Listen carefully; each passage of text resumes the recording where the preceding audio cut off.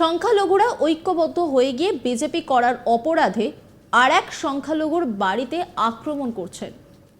পশ্চিমবঙ্গে মরছে মুসলমান, মারছে মুসলমান। এই পরিস্থিতিতে রীতিমতো এই পরিস্থিতি তৈরি করে দিয়েছে তৃণমূল। তাদের সামাজিকভাবে বয়কটের কথা বলা হচ্ছে। এই পরিস্থিতির বিরুদ্ধে রুখে দাঁড়াতে হবে। সংখ্যালঘুদের নিয়ে বিস্ফোরক মন্তব্য করা হচ্ছে। শাসক দলের কেউ নয়, বিরোধী দলের এক নেতা। শুক্রবার এই মন্তব্য করা হয়েছে। সাংবাদিক বৈঠক করে এই মন্তব্য করেন। আর সেই সাংবাদিক বৈঠকে শ্রমিক ভট্টাচার্য তিনি বলছেন তৃণমূলের বিরুদ্ধে একের পর এক বিস্ফোরক মন্তব্য। তিনি বলেন সংখ্যালঘুরা ঐক্যবদ্ধ হয়ে গিয়ে বিজেপি করার অপরাধে আর এক সংখ্যালঘুর বাড়িতে আক্রমণ করছেন। পশ্চিমবঙ্গে মরছে মুসলমান, মারছে মুসলমান। এই পরিস্থিতি তৈরি করে দিয়েছে তৃণমূল। তাদের সামাজিকভাবে বয়কটের কথা বলা হচ্ছে। মসজিদ থেকে একদল লোক চলে গেল, কেন বিজেপি করছে? এই পরিস্থিতির বিরুদ্ধে রুখে দাঁড়াতে হবে। আজকে আধুনিক সভ্য সমাজে এটা কাম্য নয়। সংখ্যালঘুরা ঠিক বুঝিয়ে দেবেন। যে সমস্ত সংখ্যালঘুরা 30 থেকে 35 বছর ধরে বিজেপি করছেন তারা জানেন তারা কিভাবে করছেন। চূড়ান্ত পরিস্থিতির মধ্যেও সংখ্যালঘুরা বিজেপির সঙ্গে আছে, কিন্তু কম আছে। আগামী দিনে আরও বাড়বে। বিজেপির মুখপাত্র শ্রমিক ভট্টাচার্য কি বলছেন শোনাবো আপনাদের। সংখ্যালঘুরা ঐক্যবদ্ধ হয়ে গিয়ে বিজেপি করার অপরাধে আরেক সংখ্যালঘুর বাড়িতে আক্রমণ করছে।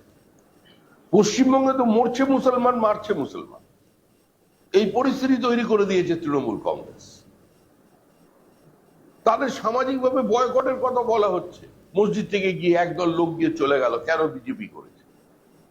এই পরিস্থিতির বিরুদ্ধে তো রুখে দাঁড়াতে হবে। আজকের আধুনিক সভ্য জগতে তো এটা কাম্য নয়।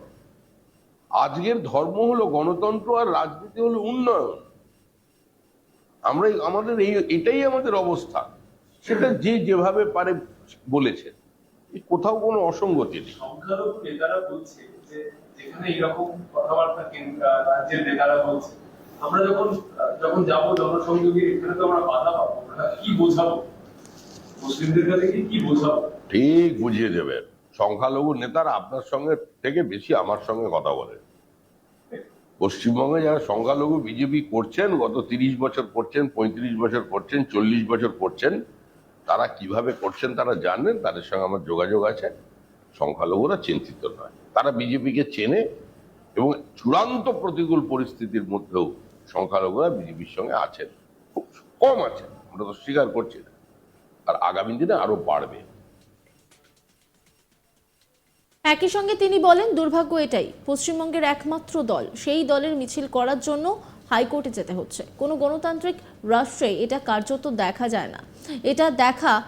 এটাই প্রমাণ করছে পশ্চিমবঙ্গে আইনের শাসন নেই। মালদার হরিশ্চন্দ্রপুরে সালিশি সভা নিয়ে প্রধানের গা ঢাকা নিয়ে প্রশ্নের উত্তরে বলেন গা ঢাকা দেয়নি, পুলিশকে বলে কোনো জায়গায় বসে আছে। পঞ্জিকা দেখে তিথি নক্ষত্র গ্রহ তারা দেখে ওকে আবার পুলিশ সামনে নিয়ে আসবে। পঞ্চায়েতের প্রধান, ওপরে ভগবান নিচে প্রধান, সে গা ঢাকা কেন দেবে? পুলিশের কাছে গিয়ে মানুষ বিচার পাচ্ছে না, মানুষ তাহলে অভিযোগ কোথায় জানাবে? পুরো ব্যবস্থার ওপরে তৃণমূলের দখলদারি প্রতিষ্ঠা হয়েছে। তৃণমূলের 29টা আসন জয়, মনে হচ্ছে গোটা ভারত জয় করে ফেলেছে। তৃণমূলের ওপরে তৃণমূলের কর্মীরাই আস্থা হারাচ্ছে। তাই 2026 পর্যন্ত পশ্চিমবঙ্গের মানুষদের অপেক্ষা করতে হবে না। তৃণমূলকে শেষ করবে। কি বলছেন শ্রমিক ভট্টাচার্য শোনাবো আপনাদের।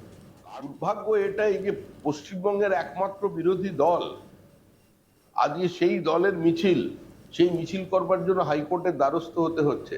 কোনো গণতান্ত্রিক রাষ্ট্রে এটা কার্যত দেখা যায় না, বেমানান। এ রাজ্যে যে বিরোধী দলের কোনো অধিকার নেই, তাদের বারবার কোর্টের শরণাপন্ন হতে হচ্ছে। এটাই প্রমাণ করছে এই মুহূর্তে পশ্চিমবঙ্গে আইনের শাসন নেই। আপনি সালিশির কথা বলছিলেন, ফের আর এক সালিশির লজ্জার ঘটনা সামনে আসলো। এবার মালদার হরিশ্চন্দ্রপুর সালিশি বসিয়ে 4 ভাইকে বেধড়ক মারধর করার অভিযোগ। তৃণমূলের গ্রাম পঞ্চায়েতের প্রধানের বিরুদ্ধেই অভিযোগ। গা ঢাকা অভিযোগ। গা ঢাকা এই কারণে গা ঢাকা দেয়নি, পুলিশকে বলে কোনো জায়গায় গিয়ে বসে আছে। ঠিক সময় সুযোগ বুঝে সমস্ত কিছু ম্যানেজ করে, পঞ্জিকা দেখে, তিথি নক্ষত্র গ্রহ তারা বিচার করে ওকে আবার পুলিশ সামনে নিয়ে আসবে। গা ঢাকা দেবার কোনো প্রশ্ন নেই। পঞ্চায়েতের প্রধান, ওপরে ভগবান নিচে প্রধান, সে কোনো সময় পাল্টানো যায় নাই, সে গা ঢাকা কেন দেবে? যে সালিশির এই পরম্পরা চলছে, পরপর সালিশির এই পরম্পরা চলছে, পরপর ঘটনা সামনে আসছে। দেখুন, যেখানে পুলিশের কাছে গিয়ে মানুষ কোনো সাহায্য পাচ্ছে না, পুলিশের কাছে কোনো বিচার পাচ্ছে না, মানুষ অভিযোগ কোথায় জানাবে? পুরো ব্যবস্থাটাই তো রাজনীতিকরণ শুধু নয়, পুরো ব্যবস্থাটার উপরই তো তৃণমূলের একটা দখলদারি প্রতিষ্ঠা হয়ে গেছে। এক বিধ্বংসী আধিপত্যবাদ প্রতিষ্ঠা করেছে তৃণমূল কংগ্রেস গোটা পশ্চিমবঙ্গ ব্যাপী, তারাই রাজত্ব করছে। 21শে জুলাই ঠিক আগে দেখা গেল যেখানে এত বড় জয় পালন করলো তৃণমূল, সেখানে কেন্দ্রাতে তৃণমূলের শতাধিক কর্মী তারা পার্টি অফিসে তালা লাগিয়ে দল ছেড়ে দেওয়ার কথা ঘোষণা করে। মানে তৃণমূলের কোথায় বিরাট জয় আপনি দেখলেন? ওরা পালন করতে জয় পালন। মানে জয় তো পালন করবে, জিতেছে আনন্দ করবে, সে নিয়ে আমাদের কোনো আপত্তি নেই, আমরা বরঞ্চ উল্টে অভিনন্দনও জানিয়ে দিয়েছি। কিন্তু জয়ের মার্জিনই প্রমাণ করে দিচ্ছে এটা কি ধরনের নির্বাচন হয়েছে। আর তৃণমূলের 29টা আসন জয়, এ তো মনে হচ্ছে ভারতবর্ষ জয় করে ফেলছে।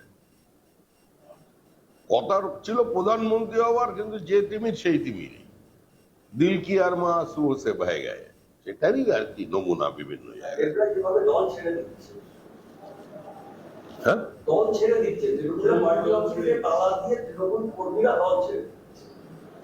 দেখুন, আবার এটার মধ্যে না বলে শুভেন্দুর চক্রান্ত। শুভেন্দু লোডশেডিং এ তাড়া করেছিল বলতে পারে। ডেবরার মতো জায়গায় যদি এই ঘটনা ঘটে, তাহলে এখন বিরোধী দলনেতার দিকে আঙুল চলবে। তৃণমূলের ওপরেও তৃণমূল কংগ্রেসের কর্মীরা আস্থা হারাচ্ছে।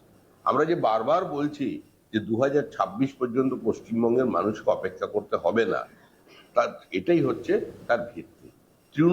তৃণমূলকে শেষ করবে।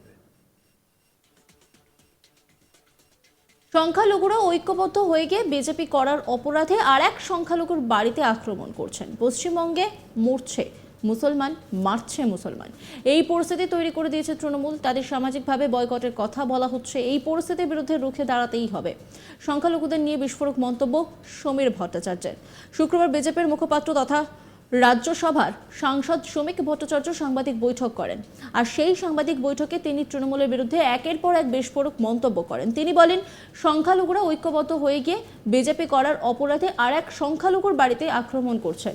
পশ্চিমবঙ্গে মরছে মুসলমান, মারছে মুসলমান, এই পরিস্থিতি তৈরি করে দিয়েছে তৃণমূল।